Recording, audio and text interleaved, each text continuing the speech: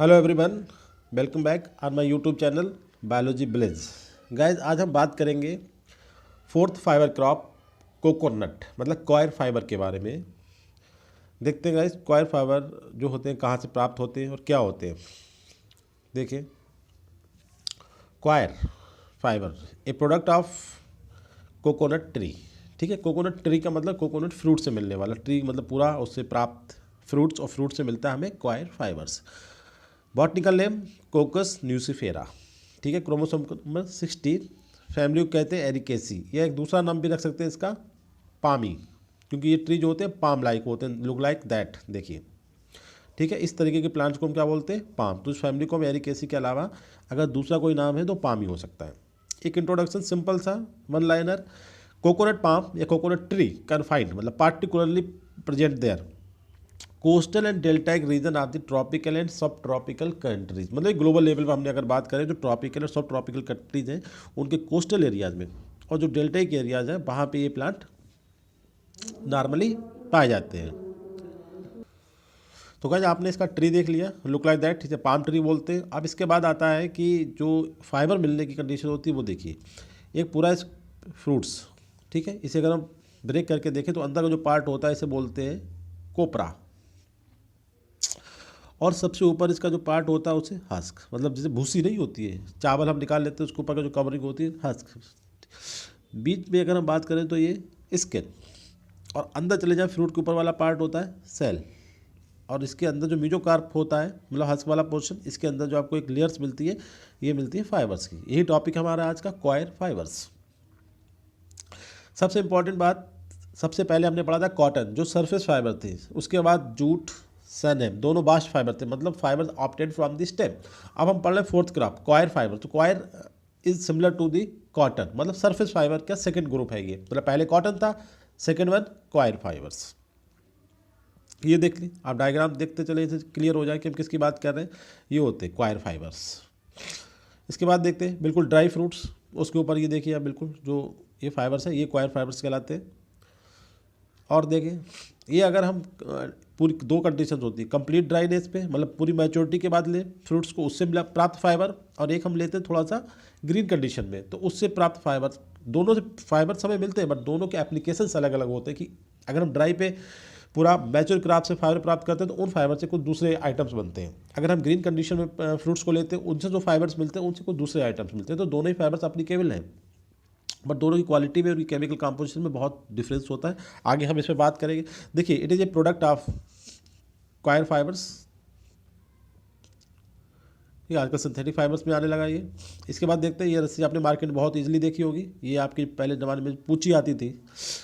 अब इसके बाद हम करते हैं जो फाइबर, इन फाइबर के क्या फीचर्स होते हैं, फाइबर क्वालिटीज या करेक्टरिस्टिक की बात करते हैं guys. Coir fibres are second surface fibres after the cotton. हम ऑलरेडी बता चुके, कॉटन के बाद जो सेकेंड कैटेगरी है, सेकेंड ग्रुप है सरफेस फाइबर का, वो बनता है coir fibres.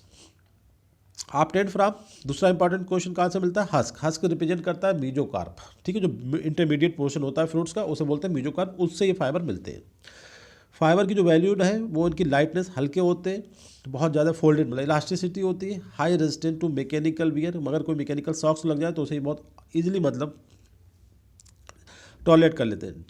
And dampness specially in the sea water, उसमें भी ये ख़राब नहीं होते, ठीक है। डैम्पनेस स्पेशली सी वाटर में भी ये मतलब हाई रेजिस्टेंस होते हैं। जैसे कोई ऐसे फाइबर्स हो जो अगर हम पानी में डाल दें कॉटन वाले तो वो डिजॉल्व हो जाते हैं, जबकि कॉयर फाइबर की क्वालिटी क्या है कि ये डैम्पनेस के अगेंस्ट भी हाई रेजिस्टेंस रखते हैं, स्पेशली सी वाटर में। तभी इनसे ऐसे प्रोडक्ट बनेंगे जहाँ पे उनका यूज पानी वाली जगहों पे कर सकते हैं, सी में जैसे भी बहुत सारी चीज़ें। And sound insulating quality, insulating मतलब साउंड को रेजिस्ट करते हैं। इसके बाद बात करते हैं लेस ड्यूरेबल, उम्र कम है, कम टाइम तक चलते हैं। मोर रफ सरफेस, रफ आपने देखा होगा सरफेस जो है बहुत रफ है। रफ सरफेस का मतलब केमिकली गाया जाता है, इनमें लिग्निन की कंसंट्रेशन होगी, सिंपल सी बात है। तो रफ सरफेस जो बनती है वो lignin concentration. Then other vegetable fibres compare बात करें तो सबसे ज़्यादा रफ सरफेस वाले फाइबर्स हैं वो आपके कॉयर फाइबर्स। उसके बाद कह रहा है कि लो production cost.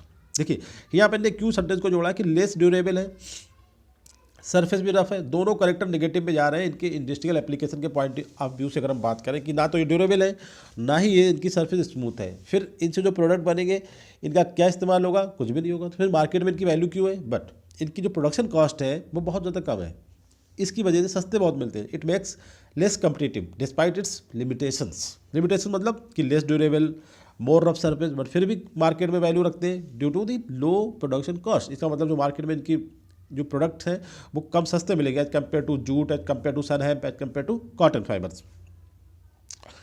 Production of fibre yarn and ropes essentially cotton industry. इनसे जो कॉटन इंडस्ट्री बनती है उसमें आपके इनके जो फाइबर से उसका धागा बनता है और उनसे जो रस्सियाँ बनती हैं, ये कंप्लीट मिलकर कॉटन इंडस्ट्री बनाते हैं। Surface covered with A small lens shaped, बहुत ही इंपॉर्टेंट क्वेश्चन यहाँ से आने के चांसेस रहते हैं। ये कंडक्टर केवल इसी प्लांट में पाया जाता है। इनकी जो सरफेस होती है वो कवर्ड स्मॉल लेंस शेप्ड सिलिकाफाइड, सिलिसी मतलब सिलिकाफाइड स्ट्रक्चर्स होते हैं जिन्हें हम क्या बोलते हैं, स्टिग्मेटा, जिनका जो डायमीटर होता है वो 15 माइक्रोन होता है। ये इंपॉर्टेंट क्वेश्चन ध्यान रखें आप लोग। ये केवल क्वायर फाइबर में सरफेस पाए जाने वाली स्ट्रक्चर्स होती है that look like small lens shaped. इसके अलावा इस सरफेस की जो थिक होती है, रफ होती है, उसमें सिलिकामेटस सीध पाई जाती है, उसी की वजह से ये रफ होते हैं। एक इंडिविजुअल फाइबर की अगर हम सेल की बात करें तो वो 0.3 to 1 millimetre, average 0.7 millimetre long. और अगर हम विड्थ की बात करें, उसकी डायमीटर की बात करें तो 0.01 to 0.02 millimetre in diameter and look like polygonal to round. अगर हम इनका क्रॉस सेक्शन में इनकी वैल्यू देखें तो हमें कैसे नजर आते हैं, पॉलीगोनल टू राउंड और ऑब्लॉन्ग। ठीक है, सेल वन नॉर्मली थिक होती है but rather irregular, resulting in the irregular outline in the room. इसकी जो कैविटी है उसमें इरेगुलर आउटलाइन होती है। अब इसके बाद इनके प्रोडक्शन की बात करें, सबसे इंपॉर्टेंट क्वेश्चन यहाँ से भी आ सकता है भाई, प्रिंसिपल प्रोडक्शन जो होता है वो इंडिया करती है अपना, और इसके अलावा हमारे प्रोडक्शन इंडिया में कौन सा स्टेट करता है, वो केरला करता है। केरला के बाद अगर हम सेकंड पोजीशन की बात करें तो तमिलनाडु, और थर्ड पे आपका कर्नाटक आता है। अब आता है कि प्रिंसिपल एक्सपोर्टर क्या है, कि जरूरी नहीं है इंडिया, मतलब बहुत सारे प्रोडक्ट इंडिया में सबसे ज़्यादा पूरी दुनिया में पैदा करे जाते हैं, कल्टीवेट की जाते हैं, मगर इंडिया में खुद उनकी कंजम्पशन इतनी ज़्यादा है कि हम बाहर नहीं भेज पाते। जैसे कि एक चने के एग्जाम्पल ले लें, चना हम बहुत बड़े एरिया में, सबसे ज़्यादा एरिया में चना मतलब जो ग्राम होता है, चिकपी बोलते हैं, हम ग्रो करते हैं, बट हम उसे दूसरी कंट्री से इंपोर्ट तक करते हैं। ये कंडीशन है क्योंकि हमारी खुद इतनी आबादी है कि पॉपुलेशन है कि हम उनके डिफरेंट टाइप की दाल, बेसन ऑलरेडी हम इस्तेमाल कर लेते हैं। तो ये जरूरी नहीं है कि हम लार्जेस्ट प्रोड्यूसर हो तो लार्जेस्ट एक्सपोर्टर भी इंडिया हो। बहुत सारे मामलों में इंडिया लार्जेस्ट प्रोड्यूसर है but not largest exporter, same condition. But यहाँ पे ऐसा नहीं है, इंडिया लार्जेस्ट प्रोड्यूसर भी है और लार्जेस्ट एक्सपोर्टर भी है इंडिया। और उसके बाद सेकंड पोजीशन पे आता है श्रीलंका। अब इंपोर्ट कौन सी कंट्री के प्रोडक्ट या इनसे फाइबर्स को खरीदती है, इनसे बने हुए प्रोडक्ट को खरीदती है, तो आपका यूरोपियन यूनियन जो आपकी 28 कंट्रीज आती है उसमें, और आपका यूएसए। ठीक है, जो नॉर्थ अमेरिका में प्रेजेंट एक कंट्री है USA, United state of America. ठीक है, अच्छा अब यहाँ पर एक कन्फ्यूजन से ध्यान रखना है आपको, लार्जेस्ट एक्सपोर्टर इंडिया है बट किस मामले में, क्वायर के यार्न और क्वायर मैट एंड मैटिंग वाले मटेरियल में। अगर जब हम बात करते हैं ब्रिस्टल एंड मैट्रेसेस फाइबर के बारे में, जो गद्दा वगैरह बनता है ब्रिस्टल, तो वो mature husk of the fruit बनती है। जो कोपरा निकाल ले, कोपरा का मतलब उसके अंदर का जो इंडोस्पर्म होता है उसे निकालने के बाद जो वैल्यू बचती है उससे मतलब मैच्योर। तो इसके केस में श्रीलंका जो है एक्सपोर्टर है सबसे बड़ा। तो ये ध्यान रखना, अगर मैट, यार्न और मैटिंग की बात हो तो इंडिया है, और अगर ब्रिस्टल और मैट्रेसेस फाइबर की बात करें तो सबसे लार्जेस्ट एक्सपोर्टर जो है पूरे ग्लोबल लेवल पे, तो वो श्रीलंका का नाम आता है। अब देखते हैं इंडिया में जो टोटल प्रोडक्शन होता है उसका 40% जो है वो आपका केरला से आता है, टोटल 40%।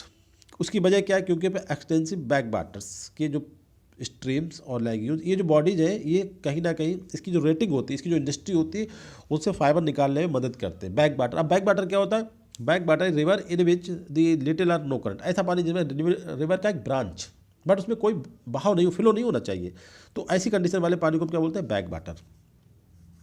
इसके अलावा स्ट्रीम आप समझते हो कि झरना, लैगून्स, अभी आपको हम डायग्राम दिखाएंगे, एक सी का थोड़ा स्मॉल सा पार्ट होता है। Provide good condition for rating, कहने का मतलब रेटिंग के लिए वहाँ पे जो वाटर की जिस तरीके की रिक्वायरमेंट होती है, lagoons, back water and streams, वो ऑलरेडी बहुत ज़्यादा केरला में प्रेजेंट होते हैं। So Kerala is the leading state, leading का मतलब सबसे हाईएस्ट स्टेट है इन क्वायर प्रोडक्शन में, और इंडिया का टोटल जो क्वायर प्रोडक्शन होता है उसका 40% कम्स फ्रॉम दी केरला। अब दो कंडीशन बनती है, क्योंकि इनकी जो हार्वेस्टिंग होती है इनकी, जो मतलब इनसे एक्सट्रैक्शन होता है फाइबर्स का, तो दो तरीके, सुपीरियर क्वालिटी के और एक इन्फीरियर क्वालिटी के बनते हैं। तो सुपीरियर क्वालिटी के हम क्या बनाएंगे, उनकी मैट बनाएंगे, मैटिंग, रग, कारपेट और बैग्स। और जो बेकार क्वालिटी का होता है, इन्फीरियर ग्रेड का होता है, उससे हम रस्सियाँ और ट्विंग्स, ठीक है, ये सब बनाए आइटम बनते हैं। अब हार्वेस्टिंग की बात, प्रोसेसिंग की बात करें, किस तरीके से हम प्लांट से ये फ्रूट लेते हैं, फ्रूट से बाद में हम उनसे फाइबर प्रोसेस करते हैं। देखिए, to obtain good quality coir, उस कंडीशन में हमें कैसे फ्रूट्स को हार्वेस्ट करना होगा, ग्रीन, मतलब बिल्कुल अभी अपनी मतलब ग्रीन फ्रूट है, मैच्योरिटी से पहले हम उसे हार्वेस्ट कर लेंगे अगर हमें गुड क्वालिटी के क्वायर फाइबर चाहिए। क्वेश्चन के फॉर्म में ध्यान रखें इसे। दूसरा कह रहा है कि अगर अर्ली हार्वेस्टिंग कर रहे हैं तो हमारे जो फाइबर्स मिलेंगे हमें, मगर वो वीक होंगे, और लेट हार्वेस्टिंग कर रहे हैं तो फाइबर्स हार्ड और ब्राउन इन कलर होंगे, और उनमें मुड़ने की जो पावर होती है, जो कैपेसिटी होती है, जो कैपेबिलिटी होती है ट्विस्ट करने की, वो थोड़ी कम होगी, difficult to twist. And mostly use तब ये कहाँ पे यूज करे जाएंगे, अपहोस्टेज जो कहाँ पर नहीं होते, कुर्सी जो गद्दे वगैरह बनते हैं, सोफा वगैरह, उसमें। एंड ब्रश मेकिंग, उनसे ब्रश वगैरह बना सकते हैं। ये तीन इंडस्ट्री में काम आते हैं, ब्रश मेकिंग, अपहोल्स्ट्री एंड जो ट्विस्ट वाली जो क्वालिटी है कि जहाँ पे ट्विस्टिंग रिक्वायर्ड नहीं होती, ऐसे आइटम जिसमें ट्विस्टिंग नहीं चाहिए, उसमें आपके लेट हार्वेस्टिंग रिक्वायरमेंट हो। जहाँ पे फाइबर जो सॉफ्ट और ट्विस्टिंग रिक्वायर्ड होती है, वहाँ पे हम बिग फाइबर यूज़ करते हैं। और बिग फाइबर में कहाँ से मिलते हैं, जब फ्रूट्स ग्रीन होता है। इसके बाद फ्रूट्स के ऊपर जो हस्क वाला मटेरियल होता है, जो फाइबर्स होता है, उसे हम डी हस्क, मतलब उसे हम कैसे करके लेंगे फ्रूट से, उसके लिए दो तरीके। एक तरीका होता है रैमिंग, जो कि इंडिया में फॉलो किया जाता है। दूसरा होता है ब्रस्टिंग मशीन्स के थ्रू या कटर्स के थ्रू, वो आपका करा जाता है श्रीलंका में, ठीक है। ये डिपेंड करता है कि इंडिया में जो फाइबर्स बनते हैं वो लॉन्ग वाले बनते हैं, और मैट्रेसेस और ब्राउन ब्रस्टिल वाले फाइबर बनते हैं श्रीलंका में। तो उन्होंने क्या करा, वहाँ पे उन्होंने मशीन डेवलप कर रखी है, ब्रस्टिंग मशीन, उससे वो उसकी क्वायर्स हटा लेते हैं, स्मॉल साइज़ के बनते हैं। अब उसके बाद जो हस्क थी ऊपर का, वो हमने आउट कर लिया, फ्रूट से ले लिया। अब इसका क्या करेंगे, subjected to retting to remove tough industrial substances है, उनसे वो जो मटेरियल, बैड मटेरियल है, उनसे वो दूर करें। कैसे करेंगे, it usually done by submerging the husk into लैगून्स। वही सेम जैसे जूट में करते हैं ना, अब लैगून्स, यहाँ पे स्पेशली लैगून्स की बात कर रहे हैं, एक स्पेशल काइंड का वाटर डिपोजिशन या वाटर एक्यूमुलेशन, या फिर सोकिंग पिट्स जैसे trenches, Pond's and just with in the brackish water. देखिए, वहाँ बैक वाटर था, यहाँ ब्रेकिस वाटर आया, दो टर्म थे। ब्रेकिस वाटर क्या होता है, ब्रेकिस वाटर के लिए हम दो तीन बातें देख सकते हैं यहाँ पे, क्योंकि हम पढ़ तो जूट के बारे में रहे, कॉटन के बारे में, उसमें मैटर नहीं करता। ब्रेकिस वाटर का टर्म आया तो हमें ये भी पता होना चाहिए व्हाट इज ब्रेकिस वाटर। देखिए, हम इसमें सिंपल सी बात, क्लोरीन की कंसनट्रेशन थोड़ा ज़्यादा होती है, और दूसरी इलेक्ट्रिकल कंडक्टिविटी भी उसकी जो कंडीशन है 1.5 इससे अधिक होना चाहिए। अब हम बात करते हैं एक दूसरी डेफिनेशन कि जो आपका ब्रेकिस सी वाटर होता है, उसका जो TDS होता है, टोटल जो डिजॉल्व सॉलिड होते हैं, उनकी जो वैल्यू होती है वो फ्रेश वाटर और आपके सी वाटर के मिडिल में होती है। और इसके ब्रेकिस सी वाटर बनने के चांसेस कैसे होते हैं, उसमें आपकी ह्यूमन एक्टिविटी भी इन्वॉल्व होती है, ठीक है, जिसकी वजह से वाटर जो होता है वो ब्रेकिस वाटर में कन्वर्ट हो जाता है हमारा फ्रेश वाटर। और बहुत सारी एग्रोनॉमिक प्रैक्टिसेस भी इसमें पार्टिसिपेट करती हैं। अब देखिए, ये टाइडल क्रिक्स होगी, टाइडल क्रिक्स में जो फाइबर बनते हैं वो सबसे अच्छी क्वालिटी के होते हैं, क्योंकि यहाँ वाटर कभी तेज होता है, कभी स्लो होता है। इस तरीके की जो उसमें ज्वार भाटा जैसे कहते हैं आना चाहिए, वो कहीं ना कहीं क्वालिटी इंप्रूवमेंट के लिए बहुत ज़रूरी होते हैं। जो मतलब हार्वेस्टिंग या जो आपकी डी हस्क के बाद जो प्रोसेसिंग करी जाती है, अगर वो टाइडल क्रिक्स में करी जाए तो अच्छी क्वालिटी के, फाइन क्वालिटी के फाइबर्स प्राप्त होते हैं। ये वाली जो कंडीशन होती है, इसमें अगर हम जो फाइबर्स करें, ये ट्रेंच बोली जाती है। इसके बाद देखिए, ये आपके लेग्यून्स होते हैं कि समुद्र का कुछ पार्ट थोड़ा सेपरेट हो जाए, ठीक है। इसके बाद आता है इसी के रिगार्डिंग कुछ चीज़ें। देखिए, फाइन ग्रेड फाइबर कब ऑब्टेंड होंगे, जब हम उनकी रेटिंग कहाँ करें, टाइडल क्रिक्स में। ये ध्यान रखना है आपको, बड़ा इंपॉर्टेंट क्वेश्चन है कि फाइन ग्रेड की, अब हमारे पास बहुत सारे ऑप्शन हैं, हम लेगून्स में करें, स्ट्रीम्स में करें, बैक बाटर में करें, ब्रेकिस बाटर में करें, ठीक है। अगर हमें फाइन ग्रेड फाइबर चाहिए तो हमें क्या करना है, हमें टाइडल क्रिक्स में करेंगे। क्यों, यहाँ पे जो वाटर का मूव्स होता है वो अप डाउन, कभी ज़्यादा कभी कम, ये कहीं ना कहीं फाइबर की क्वालिटी को डेवलपमेंट में मदद करता है। रेटिंग टाइम आपको पहले बता चुका हूँ, रेटिंग एक प्रोसेस है जिसमें जूट भी काम आ रही थी, सनहेब में भी रेटिंग हुई थी, कॉटन में भी रेटिंग हुई थी। तो रेटिंग का जो टाइम होता है वो डिपेंड करता है कई सारे फैक्टर्स पे, जैसे इसमें बताया कि सैलिनिटी ऑफ वाटर, वाटर का टेम्परेचर, और हम जो फाइबर प्राप्त करने जा रहे हैं वो किस पर्पज़ से प्राप्त करने जा रहे हैं, मतलब type of product to be manufactured, ये भी इंपॉर्टेंट होता है इसके लिए। इसके अलावा हम किस हद तक उन्हें डिप कर रहे हैं, इमर्स कितनी हद तक कर रहे हैं, ये भी डिपेंड करता है। अब यहाँ पे बात करते हैं कुछ ऐसी बातें कि जैसे रेटिंग की टाइम पीरियड जो वेरी करता है उसके लिए, जैसे फॉर एग्जांपल अगर हमें धागा बनाना है तो हम जो रेटिंग करेंगे उसके लिए हम बहुत लंबा टाइम चाहिए, 8 से 9 मंथ तक हम उनकी रेटिंग करेंगे, फॉर इससे भी ज़्यादा इंडिया में जो बात करें। अगर हम छोटे फाइबर चाहिए, ब्रिस्टल एंड मैट्रेसेस वाले फाइबर चाहिए, तो हम जैसे श्रीलंका में जो इंडस्ट्री नंबर 1 पे पूरी दुनिया में, उस तरीके की रेटिंग हमें केवल 2 हफ्तों में कर लेना चाहिए। देखिए 2 कंडीशंस होगी, इंडिया में करी जाती है 8 से 9 मंथ में, और हम बनाते हैं लॉन्ग फाइबर्स, ठीक है। तो उसके लिए हमें रेटिंग टाइम बहुत लंबा चाहिए, क्योंकि कोई चीज़ ब्रेक ना हो। ब्रेक का मतलब वो कि पानी में इतने टाइम तक डाल दे कि वो मतलब उसका एक fibre without any abrasion with each other, कि हर एक फाइबर अलग हो जाए, मतलब लॉन्ग स्ट्रैंड फाइबर हमें चाहिए। अगर हमें स्मॉल स्ट्रैंड चाहिए तो हम 2 वीक्स में कर लें, तो हमें ब्रिस्टल एंड मैट्रेस टाइप के फाइबर मिलेंगे। तीसरी बात, अब आ गई एक इंडस्ट्रियल, ये तो नेचुरल तरीके थे कि क्या बनाना है, उसके पॉइंट ऑफ व्यू से हम बात कर रहे थे, हमें कितने टाइम तक की रेटिंग चाहिए।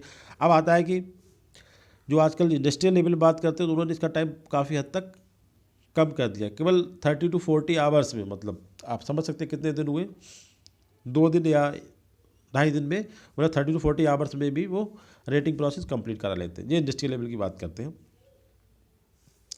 अब पहले हमने हस्किंग किया, डीएस कर लिया, उसके बाद हमने रेटिंग कर लिया। अब रेटिंग के बाद की बात करते हैं। After rating, husk taken out washed, उसे हम धोते, रिमूव, उसमें जितने भी मड और डेड पार्टिकल उन्हें सबको हटा देते हैं, पील्ड आप उनके ऊपर जो उनकी वो होती है उसे हटा देते हैं। फिर beat in to knock with a material, उन्हें फिर हम होती नहीं लकड़ी के बड़े बड़े मुकदर से उन्हें हम उनकी नॉक आउट करते हैं, टू जो उसके अंदर कोर पोर्शन है कौन सा, पित्त वाला, उसे रिमूव करने के लिए। आफ्टर रिंसिंग विद वाटर से फिर उनकी धुलाई करते हैं, फिर उनके फाइबर्स को हम सन ड्राई, सूरज में सूखने के लिए छोड़ देते हैं। इसके बाद फिर हम उनके क्लीन करेंगे उन्हें, और स्टील के जो कॉप, जैसे हिंदी में बोलते हैं परचई टाइप का नहीं होता, इस तरीके का इंस्ट्रूमेंट होता है, इस तरीके के एक ये, और एक इसमें लॉन्ग सा हैंडल होता है, इस तरीके के इंस्ट्रूमेंट से स्टील कॉप्स, जो कंगे को हम बड़ा कर दे, बड़े लेवल बनाए, तो सेपरेट स्टिफ फाइबर जो स्ट्रॉन्ग फाइबर उन्हें अलग करते हैं, और ग्रेडेड मतलब छोटे फाइबर अलग, बड़े फाइबर अलग, इस तरीके से हम स्टील कॉप की मदद से ऐसा कर लेते हैं।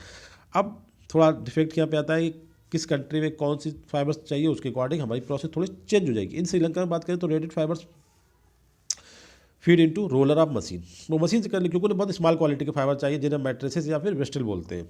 तो short fibres remove time to time and refer to mattresses and fibre, ठीक है। तो आपको समझ गया मैट्रेसेस मतलब हुआ, इस शॉर्ट फाइबर्स को मैट्रेसेस बोलते हैं, ठीक है। अब दूसरी साइड में इसके लॉन्ग फाइबर्स जो होते हैं उन्हें क्या बोलते हैं, ब्रिस्टल फाइबर्स या कोको फाइबर्स, ये ऑपरेटर के हाथ में आ जाते हैं।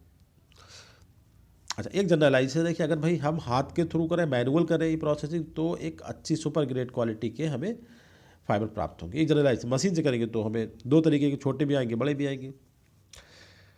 अब हस्क रेटिन सैलाइन बैटर, इससे भी एक पॉइंट ये भी, एक सैलाइन बैटर में अगर हम करेंगे तो भी बेटर क्वालिटी के और स्ट्रॉन्गर मतलब फाइबर प्राप्त होंगे एज कम्पेयर टू अगर हम फ्रेश वाटर में रेटिंग कराएं। ये भी ध्यान रखना है कि ये स्टेटमेंट में आ सकते हैं क्वेश्चन की, सैलाइन वाटर में जो रेटिंग कराएंगे तो हमें एक लॉन्ग क्वालिटी के और बहुत ही स्ट्रॉन्ग टाइप के फाइबर मिलेंगे, जबकि फ्रेश में कराएंगे तो ऐसा नहीं होगा।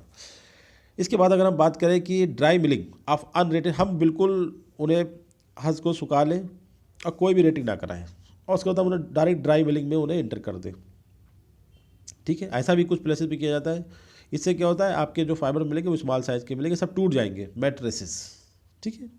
ये भी तरीका हो सकता है। हमें मैट्रेसेस प्राप्त अगर करना है तो हम क्यों उनकी रेटिंग वगैरह कराएं, हम डायरेक्ट उन्हें ड्राई करें, ड्राई करने के बाद मशीन में डाल के उनके ब्रेक कर दें बहुत स्मॉल पार्ट में, that known as mattresses fibre. इनकी भी एप्लीकेशंस होती है इंडस्ट्रियल लेवल पे। अब हमें फाइबर मिलेगा। अब हम इनकी यूटिलाइज की बात करें, कौन सा फाइबर कहाँ पे कौन कौन से आइटम बनाए जाते हैं, बहुत इंपॉर्टेंट सेक्शन है, यहाँ से क्वेश्चन पूछने के चांसेस ज़्यादा होते हैं। देखिए फाइबर इनके जो होते हैं उनके अंदर नेचुरल रेजिलेंस होता है, मतलब उनकी अगर पोजीशन को हम थोड़ा डिस्टर्ब करें तो अपनी वापस पोजीशन में आ जाते हैं। ड्यूरेबिलिटी काफ़ी, मतलब ड्यूरेबिलिटी भी होती है इनके अंदर, वहाँ पर लेस ड्यूरेबल है, मगर ऐसा नहीं है ड्यूरेबिलिटी बिल्कुल ही नहीं है, less durable as compare to others. अच्छा, resistant to water and other material के लिए रेजिस्टेंस होते हैं, ठीक है। इसलिए इनका यूज़ करा जाता है आपके cordage, particularly marine cordage cables. हाँ सर, मतलब ये होते हैं जो आपको भी दिखाएंगे फारसी, जो मोटे रस्से होते हैं जो आपने पानी वाले जहाज़ों पे देखे होंगे, उन्हें बोलते हैं सेलिंग क्राफ्ट। पहले आप इसके फिगर देख लें तीनों चीज़ों के, तो आपको क्लियर हो जाएगा हम किसकी बात करना चाह रहे हैं। देखिए ये मैरीन कॉर्डेज हो गया, ये आपका फिश नेटिंग अभी आगे आएगा, ये आपका सेलिंग क्राफ्ट हो गया, ठीक है। ये आपका फरफ्यूरल की जो प्रोसेस बता रहे थे बायोमास, तो बायोमास यहाँ पे आपका क्या होगा, क्वायर हो जाएगा बस। तो उससे ये फरफ्यूरल भी प्रोवाइड करता है जो केमिकल होता है, बहुत सारी इंडस्ट्री में इससे बायो प्रोडक्ट बनते हैं इसे। इसके बाद ये देखिए स्मॉल मैट्रेसेस से ये वाले आपके प्रोडक्ट बनते हैं, और ब्रिस्टल फाइबर जो होंगे लॉन्ग वाले, उनसे ये वाले प्रोडक्ट बनेंगे। अच्छा, कुछ नॉटिकल आइटम जो होते हैं आर्मी के, नेवी आइटम मिलते हैं, उन्हें चक्र वगैरह दिए जाते हैं, तो ये वाले आइटम नेवी वाले आइटम नॉटिकल आइटम बोले जाते हैं। इसके बाद ये आपका कोको नट की डस्ट होती है, ये मल्चिंग में काम आती है। और ये आपके कॉकिंग बोट, मतलब जो बोट के बीच जो पटले होते हैं इनके बीच अगर पानी आ जाए, इसकी में इसका बुरादा या इसकी जो बनी हुई जो थ्रेड होते हैं उसे हम फिल कर देते हैं, तो ये कॉकिंग बोट्स करने में काम आता है। इसके बाद बात करें तो कोको का पाउडर आता है ये, और ये आपके रबराइज फाइबर, मतलब जो हम सीड की फार्म में कन्वर्ट कर लेते हैं वो बोलते हैं रबराइज्ड फाइबर्स या क्वायर। ठीक है, ये आपने देखा है इसके फिगर, ये आपके मैट्रेसेस है, ये आपसे इससे बनने वाली मैट हो गई। ये देखिए एक मशीनरी है, इसमें इसके फाइबर्स को हम ब्रेक कर रहे हैं। ठीक है, इसके बाद हम बात करेंगे, टॉपिक पे आते हैं दोबारा से। हमने आपको आइटम दिखा दिए इसके, कौन कौन से आइटम इससे बन सकते हैं। तो दूसरे में मैरीन कॉर्डेज आपको देख लिए, फिशिंग नेट बनता है इससे। नॉटिकल आइटम जो नेवी के इस्तेमाल में जो आइटम्स होते हैं वो बनते हैं इससे। दूसरा है कि इसे मैटिंग एंड कोर्स क्लॉथ, जो खुरदरा कपड़ा बनाया जाता है। रबराइज फाइबर मतलब जो हमारी जो बेड के गद्दे होते हैं, ठीक है, क्वेश्चन वगैरह। Coir bags for lifting coal mine से कोल को उठाने में जो बनाए जाते हैं आइटम, वो शिपिंग फॉर शिपिंग कोकोनट को शिपिंग करने में जो थैले बनते हैं उसमें भी वो भी इससे बनाए जाते हैं। इसके बाद आता है belting for the industry, packing material to protect against shock and heat. ठीक है, उसमें भी मतलब कि कोई मैकेनिकल शॉक से बचाने के लिए किसी सॉफ्ट पार्ट को मशीनरी के उसके ऊपर इसकी कवरिंग करी जाती है, मतलब बेल्टिंग कर दे, इंडस्ट्रियल पैकिंग। इसके बाद साउंड प्रूफ है, वाटर प्रूफ है और फायर प्रूफ है। ये कितना इंपॉर्टेंट पॉइंट है इसके। थर्मल इंसुलेशन का काम कर सकता है, और फर्फ्यूरेट केमिकल होता है और टैरिन, वो भी इससे बनाए जा सकते हैं। इसके बाद जो नाइट्रोग्लिसरीन एक आपका एक्सप्लोसिव होता है उसे एब्जॉर्ब कर लेता है, तो इसका मतलब ये एक्सप्लोसिव में भी यूज होता है एंड पेपर पल्प की फार्म में यूज किया जाता है। इसके बाद इटली में क्वायर से जो ऑलिव ऑयल मतलब जैतून का जो तेल होता है उसके प्यूरिफिकेशन में ही काम आता है, फिल्टरिंग करने में। जो ब्रस्टल फाइबर्स होते हैं मतलब लॉन्ग फाइबर्स, उनसे हम क्या बनाते हैं, उनसे हम ब्रूसेस एंड ब्रूम्स, मतलब जो बड़ी बड़ी झाड़ुएँ होती हैं और ब्रुश होते हैं बनाते हैं। जबकि मैट्रेसेस वाले useful substitute for the horse hair of होलिस्टी, जो जो आपके कुर्सी वगैरह के वो होते हैं टेबल्स के, उनके गद्दे बनाए जाते हैं। अनस्पिन फाइबर जो ओपन फाइबर्स होते हैं जिन्हें मतलब जिनमें धागा नहीं बन सकता है, ठीक है, वो कॉकिंग बोर्ड्स अभी बताया था। By produces coir industry pith and bast, जो उसका ऑलरेडी फाइबर में होती है वो हम उसे निकालते हैं ड्राई करने के बाद। पिथ और अदर जो मटेरियल होता है वो उनसे बनता है आपका कोकोपीट। कोकोपीट का मतलब होता है ये आपका ग्रीन मैन्योर की फार्म में काम करता है या मल्चिंग में काम कर सकता है। तो इसमें दो चीज़ें बनती है, एक बनती है क्वायर डस्ट और एक बनती है कोकोपीट। ठीक है, ये दोनों मटेरियल कहाँ से आते हैं, आपके आते हैं अदर देन दे। देखिए पिथ एंड अदर जो मटेरियल फाइबर्स के साथ अटैच होता है उन्हें हम सेपरेट कर लेते हैं, तो वो दो प्रोडक्ट हमारे बनते हैं, कोको डस्ट और कोकोपीट। तो कोको डस्ट का काम होता है, इसमें हाई पोटेशियम फास्फोरस होता है, तो इसे ग्रीन मैन्योर की मैन्योर के फार्म में यूज कर ले। कोकोपीट जो होता है उसे मल्चिंग का मतलब आपको हमने बताया था कि कुछ क्रॉप्स होती हैं उनके जो प्लांट के नीचे इसे बुरादे के फार्म में बिछाया जाता है ये। ठीक है, तो ये मल्चिंग बोलते हैं उन्हें। मल्चिंग जो होता है उससे कहीं ना कहीं सॉइल की जो क्वालिटी होती है वो इंप्रूव हो जाती है, उसकी टेक्सचर इंप्रूव होता है। अल्टीमेटली जो मल्चिंग के लिए जो मटेरियल यूज़ करा जाता है उसके अंदर एक कैपेसिटी होती है, वो अपने वेट का है, अपने साइज़ का 8-9 टाइम्स जो होता है मॉइस्चर को एब्जॉर्ब करने की कैपेसिटी रखता है। तो गाइस लास्ट में मैं आपसे बस एक रिक्वेस्ट करना चाहता हूँ, please subscribe, like and share my YouTube channel, and so I really thankful for you.